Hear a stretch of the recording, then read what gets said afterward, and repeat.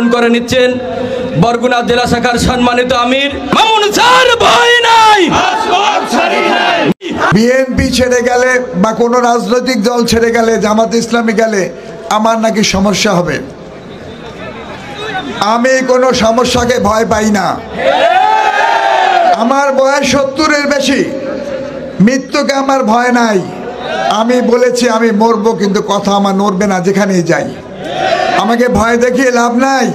যারা ভয় দেখেন, আমি চাঁদাবাজি করি না, আমি ঘুষ খাই না, আপনারা জানেন, স্বীকৃত সত্য। কিন্তু আমি আবার দুঃখ পাই যখন আমাকে বলা হয় সফল নেতা, অভিভাবক। আমাদের সকলের অভিভাবক আল্লাহ রাব্বুল আলামিন। তিনি আমাদেরকে দেখবেন কোনো মানুষের অভিভাবক। এটা প্রচলিত বাংলা, কিন্তু ইমানের সঙ্গে বিশ্বাস করা ঠিক না। আমি আপনাদের ভাই, আপনাদের সন্তান, আপনাদের বন্ধু, আপনাদের দাদা, আপনাদের নানা, আপনাদের বিভিন্ন স্তর, বিভিন্ন শাখার বিভিন্ন সম্পর্ক আছে। আমি আপনাদের সাথে থাকবো।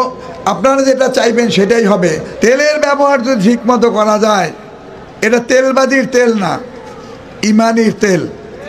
দুর্বলতা থাকতে পারে, আমাদের আচরণে দুর্বলতা থাকতে পারে, শেষ জামানার মানুষ আমরা। তারপরেও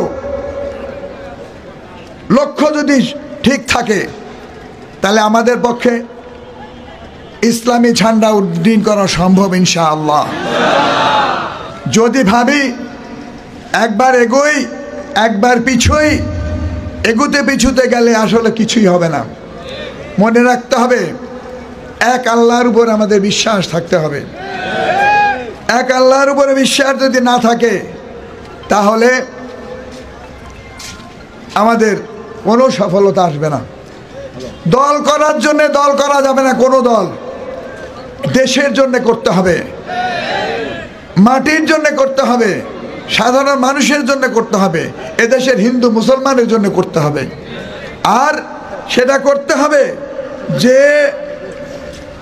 আমরা যেন সবাই মিলেমিশে, লক্ষ্য একটাই হয় যে মানুষের কল্যাণ, কোনো দুর্নীতি নয়, চাঁদাবাজি নয়। দুর্নীতি চাঁদাবাজির চিন্তা করে দল করলে সেই দল করে কোনো ফায়দা এই বাংলাদেশে আর হবে বলে আমার মনে হয় না।